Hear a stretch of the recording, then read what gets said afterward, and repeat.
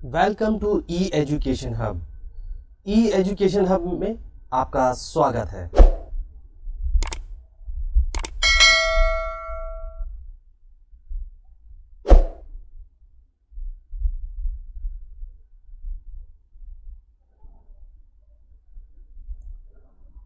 आज हम बात करेंगे फॉर लूप के बारे में। A for loop is a repetition control structure that allows you to efficiently write a loop that need to execute a specific number of times। मतलब अगर आप किसी रेंज को कंटिन्यूअस बार बार उसको प्रिंट कराना चाह रहे हो तब हम फॉर लूप का यूज करते हैं। सपोज दैट अगर मैं कहूं 1 से लेके आपको 100 तक की डिजिट प्रिंट करानी है तो आप क्या करोगे? हर बार 1 2 3 4 करते हुए प्रिंट करो तो 100 टाइम्स आपको लाइन लिखनी पड़ेगी, तब आप उसे प्रिंट करा पाओगे। फॉर लूप क्या करता है? एक फैसिलिटी प्रोवाइड करता है जिसके थ्रू आप जो है क्या करेंगे, डायरेक्टली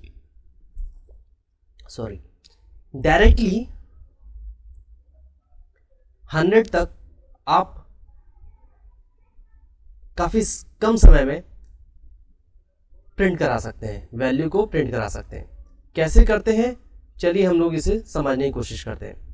यहाँ पे देखिए #include_studio.h लिख रखा है, ये हेडर फाइल है। इंट मेन है, ये आपको मैं बता चुका हूँ। ये कर्ली ब्रेसेस मैंने ओपन किया है। इंट आई नाम का एक वेरिएबल लिया है, इंटीजर टाइप का मैंने एक वेरिएबल लिया है। इसके बारे में मैंने प्रीवियस वीडियो में भी अच्छे से बताया है, यहाँ पे भी बता दे रहा हूँ कि अगर कोई वेरिएबल है वो कैसा है, वो इंटीजर टाइप का है या फ्लोट है या कैरेक्टर है या स्ट्रिंग है, वो कैसा है और कितने तरह के होते हैं, ये सब मैं पहले बता चुका हूँ। यहाँ सिर्फ मैं इतना बता रहा हूँ कि एक वेरिएबल मैंने ले रखा है इंटीजर टाइप का आई, उसकी मैंने लूप चलाया है, वो 10 तक चलेगा। वो और वाला लूप चलाया, 1 आई इक्वल टू 1 लिखा, सेमीकोलन लगाया, i is less than equal to, तब तक चलेगा जब तक उसके या तो छोटा है आई या फिर उसके बराबर है। फिर मैंने लिखा सेमीकोलन लगाया, लिखा प्लस प्लस आई यानी इंक्रीमेंट कराया, bracket close, curly braces open, print f bracket के अंदर double inverted comma open, percentage का साइन और डी जिसे मॉड्यूलर कहते हैं, double inverted comma close comma i bracket close, फिर सेमीकोलन लगाया। फॉर वाला लूप देखिए मैंने रेड कलर से दिखा रखा है कि ये यहाँ पे बंद कर रहा हूं मैं, ठीक है, रिटर्न 0 ब्रैकेट क्लोज। ये तो था प्रोग्राम। अब चलिए इसे समझते हैं, ये फॉर लूप जो है हमारा कैसे काम कर रहा है। आई इक्वल टू 1 लिख रखा है, i is less than equal to 10 चलेगा, आई और आई की वैल्यू प्लस प्लस लिख रखी, यानी फर्स्ट टाइम जो है 1 प्रिंट करेगा। सेकेंड टाइम क्या करेगा, चेक प्रिंट करा दिया, फिर चेक करेगा, अब आई की वैल्यू हो जाएगी 2। अब जब आई की वैल्यू 2 होगी फिर से वो चेक करेगा i is less than equal to 10 है, तो वो तो कंडीशन ट्रू है कि अभी तो छोटा ही है आई, क्योंकि आई की वैल्यू तो 2 है। तो वो क्या करेगा, आई की वैल्यू को प्लस प्लस करके बढ़ा देगा और यहाँ पे प्रिंट करेगा, ठीक है। इसी तरह ये फॉर्मूला इसी तरह चला जाएगा। ये तब तक चलता रहेगा जब तक ये आई की value less than equal to 10 है। जैसे ही इसे 11 मिल जाएगी ये वैल्यू तो ये बाहर आ जाएगा, ओके। इसका आउटपुट कुछ इस तरह से आएगा 1 2 3 4 5 6 7 8 9 10, ओके। इसी प्रोग्राम को मैंने वाइल से भी बता रखा है, डू वाइल से भी बता रखा है।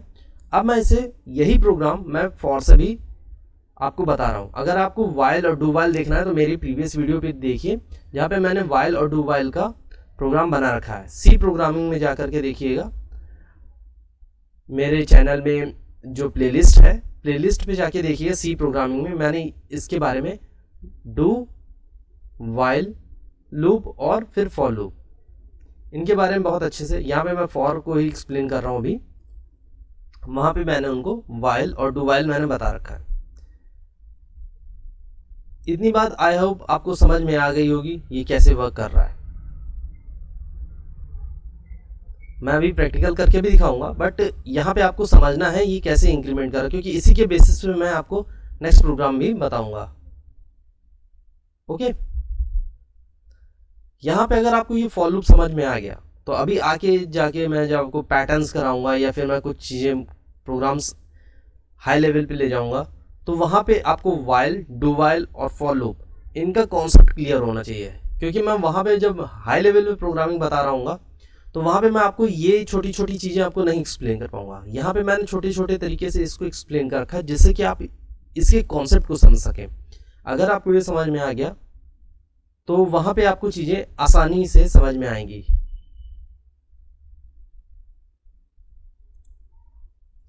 यहाँ पे मैंने एक प्रोग्राम लिखा है इंक्लूड studio.h, ये भी फॉर का ही है, लेकिन यहाँ पे मैंने क्या किया है, यहाँ पे मैं एक टेबल प्रिंट कराना चाहता हूँ और वो जो टेबल होगा वो यूज़र से चॉइस ली है। सपोज दैट मुझे 5 का टेबल प्रिंट कराना है तो मैंने यहाँ पे देखिए लिखा है print F inter N integer number.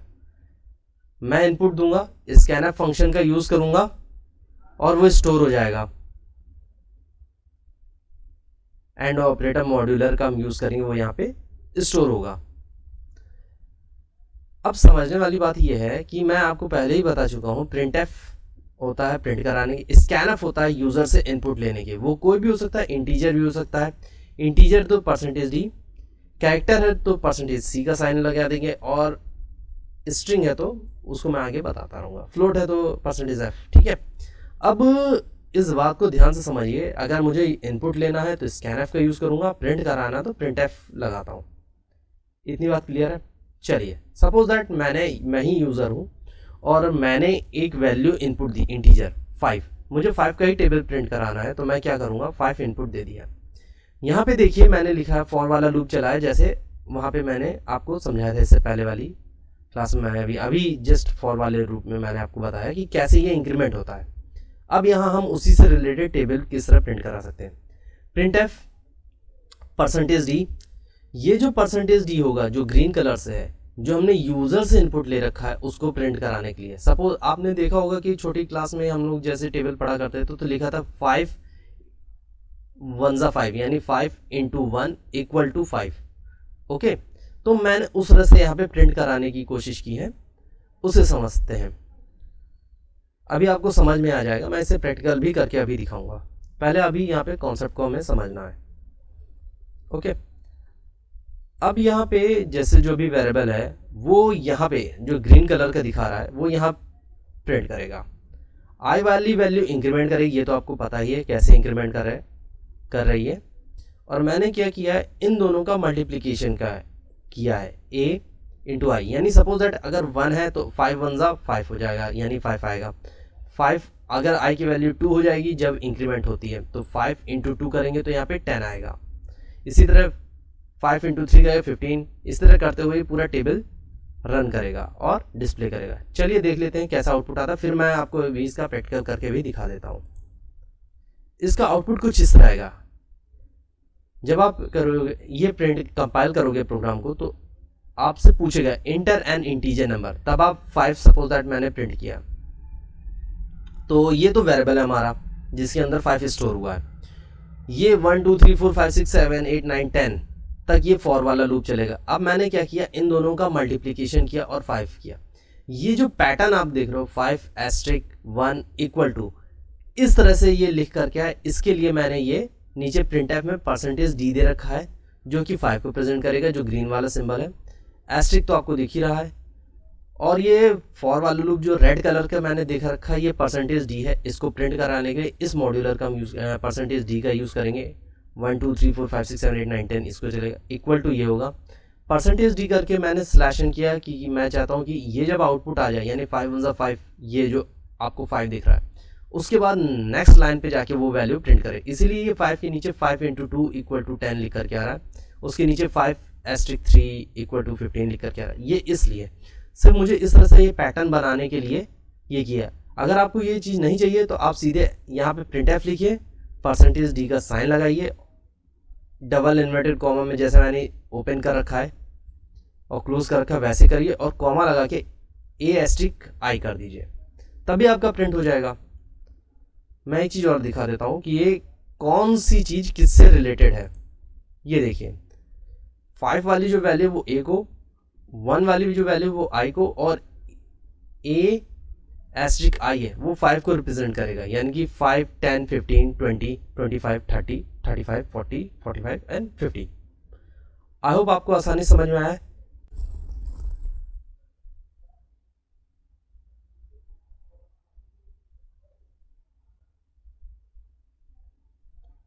यहाँ पे देखिए मैंने ये प्रोग्राम पूरा जो अभी आपको एक्सप्लेन किया मैंने यहाँ पे टाइप कर रखा है। चलिए इसे रन करके देख लेते हैं।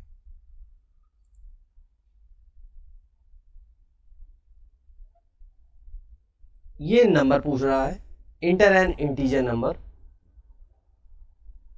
तो मैं 5 प्रेस कर देता हूं।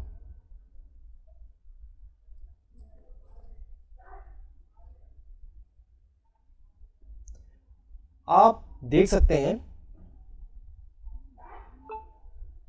कि यहां पे 5*1 इक्वल टू 5, 5*2, ये पैटर्न इस तरह का प्रिंट होकर के आ रहा है। ठीक है ना, इस तरह से हम इसे रन करके एग्जीक्यूट करके इसे देख सकते हैं।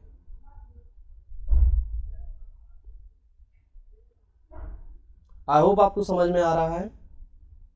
ठीक है,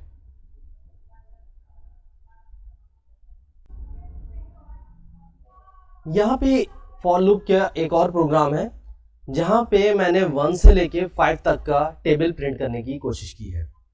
उसे मैं एक्सप्लेन कर रहा हूं कि सपोज दैट आपसे कोई कह दे कि आपको 1 to 100 तक का टेबल प्रिंट करना है या 1 to 20 तक का टेबल प्रिंट करना है, तो आप कैसे प्रिंट करा सकते हो। यहाँ पे फॉर का यूज करेंगे, इसे कहते हैं नेस्टेड फॉर। फॉर के अंदर आप देख रहे होंगे 2 फॉर है, एक रेड कलर का, एक ग्रीन कलर का। फर्स्ट वाला जो फॉर है वो नंबर ऑफ टेबल्स, जैसे 1 to 20 या जहां तक का मुझे टेबल प्रिंट करना, सपोज दैट मैं 1 से 5 तक का टेबल प्रिंट कराना चाहता हूँ। 1 का टेबल प्रिंट हो, 2 का, फिर 3 का, फिर 4 का और 5 का। आपको 20 तक का प्रिंट कराना है, 100 तक का प्रिंट कराना है, वो आपके ऊपर है। नेक्स्ट वाला जो फॉर वाला रूप है जो ग्रीन कलर का दिखा रहा है, वो शो करता है कि आपको जो टेबल है जो आप प्रिंट कराना चाह रहे हो वो कहाँ तक चलेगा, 10 तक प्रिंट कराना है या 9 तक या 5 तक। सपोज दैट मुझे 1 का टेबल प्रिंट कराना है या 2 का टेबल प्रिंट कराना है, मैं 2 का टेबल 10 तक प्रिंट कराना है। 2 1 2, 2 2 4, 2 3 6, 2 5 10, 2 6 12, 2 7 14, 2 8 16, 2 8 2 9 19, 2 10 20। मैं कुछ इस तरह से पैटर्न पे प्रिंट कराना चाहता हूँ कि 10 तक तो एटलीस्ट प्रिंट हो। तो मैंने फर्स्ट वाला लूप जो फॉर वाला है वो है कहाँ तक की टेबल प्रिंट करनी है। दूसरा वाला लूप है जो बताएगा कि वो हर एक टेबल कहाँ तक जाना चाहिए, 10 तक प्रिंट करे, आप इसे 20 तक भी कर सकते हो, 100 तक कर सकते हो। मतलब एक टेबल 10 तक हम लोग पढ़ते हैं, जैसे 2 1 2, 2 2 4, 2 5 6, 2 6 12, 2 5 2 7 14, 2 8 16, 2 8 19, 2 10 20, ऐसे समथिंग। अब हमें ये टेबल, कोई भी एक टेबल है, मुझे 10 तक देखना है तो मैंने किया, आपको 9 तक देखना है तो आपको सिर्फ ये ग्रीन वाले में जहाँ 10 है इसे 9 कर दीजिएगा। आपको 5 तक चलाना हो तो वहाँ तक करना है। अब इसमें मैंने किया आई और ए को दोनों मल्टीप्लिकेशन कर दिया। ठीक है ना, चलिए मैं दिखाता हूँ। देखिए मैंने 5 तक लिखा है तो 1 to 10 चलेगा। 10 वाला ग्रीन के लिए है, 10 टाइम्स दिखाएगा। और ये फर्स्ट वाला जो है कहाँ तक आपको देखना है, मैंने 5 तक का देखना चाहा तो मैंने 1 का प्रिंट कराया, फिर 2 का प्रिंट कराया, फिर 3 का प्रिंट कराया, 4 का और 5। यानी कि किसका टेबल देखना है, कहाँ तक टेबल देखना है, मैंने 5 तक देखा। और हर एक टेबल कहाँ तक चलेगा, वो 10 टाइम्स चलेगा, तो मैंने वो यहाँ किया। फॉर वाला लूप जो है, ये डिजिट जो है मेरी मल्टीप्लिकेशन हुई, ये तो आपको समझ में आ गया। और ये फॉर वाला लूप जो कैसे मल्टीप्लिकेशन कर रहा है, ये चीज मैं अभी आपको एक्सप्लेन कर चुका हूं। ओके, चलिए मैं इसका प्रैक्टिकल भी करके दिखा देता हूं।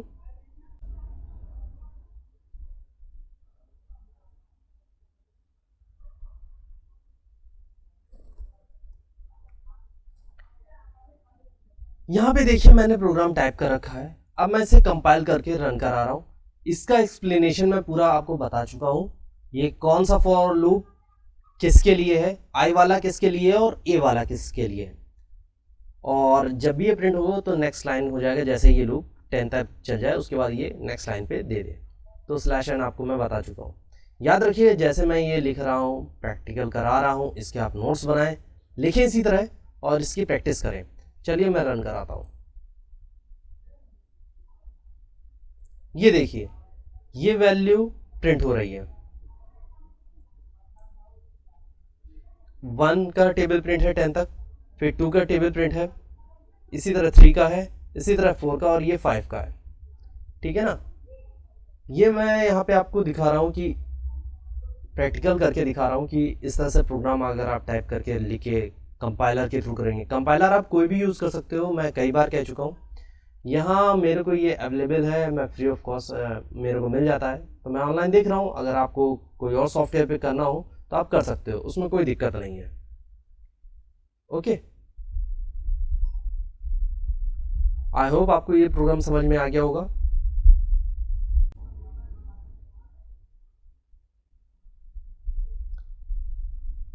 अब हम दूसरे प्रोग्राम पे चलते हैं, जहाँ पे मैंने बना रखा है फॉर लूप के ऊपर ही है।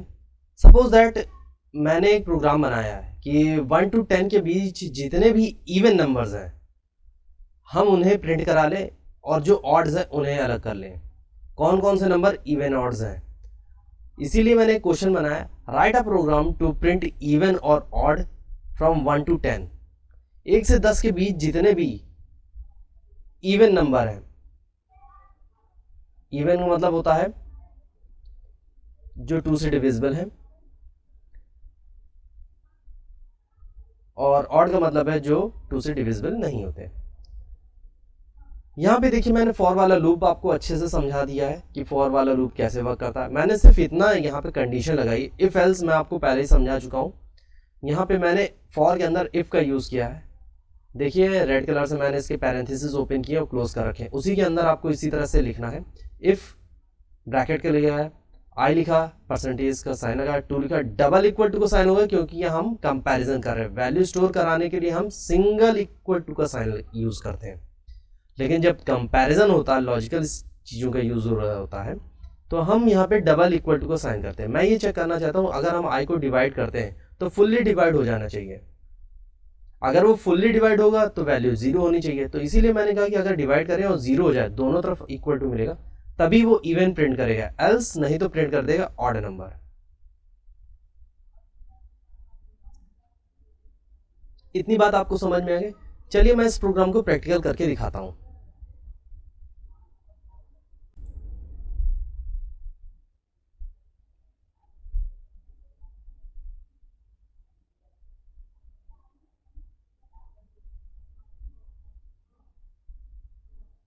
यहाँ पे देखिए, मैंने पूरा प्रोग्राम पहले से टाइप कर रखा है। अब आप देखिए, मैं यहाँ पे जो आपको बताया था फॉर वाला लूप तो इंक्रीमेंट कर रहा है, ये आपको मैं समझा चुका हूँ। इफ वाली कंडीशन में देखिए, सपोज दैट पहला 1 है, ठीक है ना। अब फर्स्ट 1 है तो 2 से डिवाइड करेंगे तो वो फुल्ली तो डिवाइड होगा नहीं, तो वो ऑड नंबर में आ जाएगा। सेकेंड टाइम क्या होगा, इसी तरह जब वैल्यू इंक्रीमेंट होगी और आई की वैल्यू 2 हो जाएगी, तो 2 को डिवाइड करेंगे 2 से तो क्या आएगा, 0। तो दोनों के बीच ये इक्वल टू करेंगे, क्या दोनों बराबर है, हाँ। डिवाइड करने पे जब आई की वैल्यू 2 हो गई है तो अब डिवाइड करेंगे अगर 2 से तो 0 हो जाएगी क्योंकि कट जाएगी। अब ये दोनों वैल्यूज अगर 0 हो गई तो क्या करेगा, ये इवन। इसी तरह ये पूरा प्रोग्राम चलता रहेगा, जहां ऑड होगा वहां ऑड शो करेगा, जहां इवन होगा वहां इवन। यहाँ पे मेरा काम था कि मैं आपको ये प्रोग्राम रन करके, कंपाइल करके रन करके दिखा दूं। नीचे देखिए इसका आउटपुट भी आ रहा है। मैं फिर से एक बार कर देता हूं, आप देख लो। ये देखिए, number is odd 1, number is even 2, number is odd 3।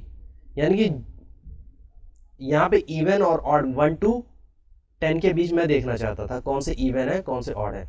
Suppose that कि आपको यहाँ से लेके 100 तक या 1000 तक या 2 लाख तक के कहीं तक के भी डिजिट के आपको देखना है, तो उसके लिए कितने इवन है कितने ऑड है वो आप यहाँ से देख सकते हो, और कौन कौन सा नंबर इवन है कौन कौन सा ऑड है।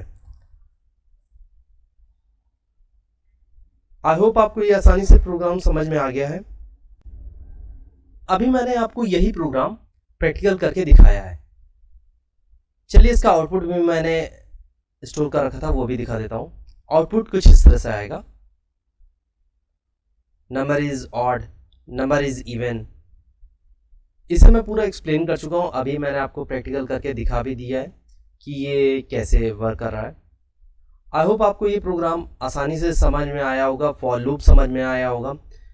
आपको मैंने जितनी चीज़ें बताई हैं आप उसे लिखिए और प्रैक्टिस करिए। अगर आपने इसी चीज़ को लिख लिख करके 2-3 बार प्रैक्टिस कर लिया ना आपका, और इस वीडियो को कम से कम 2 से 3 या 4 बार आप देखिए, यकीन मानिए ये आपके लिए बहुत हेल्पफुल होगा और आपका कॉन्सेप्ट क्लियर करेगा। आप लोगों से रिक्वेस्ट है कि प्लीज़ मेरे चैनल को लाइक करें, सब्सक्राइब करें और शेयर करें लोगों को, जिससे आपको इससे और भी नई नई वीडियोस मैं जो अपलोड करूंगा वो आपको मिलती जाएंगी, क्योंकि आपने बेल आइकन अपना प्रेस कर रखा होगा, जिससे आपको नई नोटिफिकेशन मेरी मिलती रहेंगी।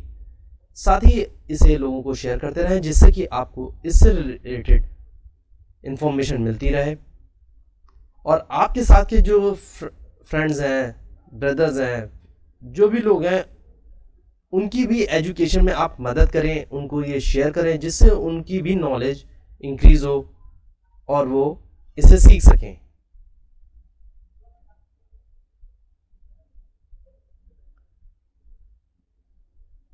मैंने अपना YouTube का लिंक नीचे लिख रखा है HTTPS में, और राइट हैंड साइड में YouTube के आगे मैंने लिख रखा है E-एजुकेशन हब, EEDUCATION HUB हब। नीचे यहाँ पे राइट हैंड साइड में ब्लिंक भी कर रहा होगा, इसी के ऊपर मैंने YouTube के सामने लिख रखा है EEDUCATION HUB। याद रखिए डबल E है और हब के बीच स्पेस नहीं है, एजुकेशन हब के बीच। ओके, आज के लिए बस इतना ही। Thank you for watching this video.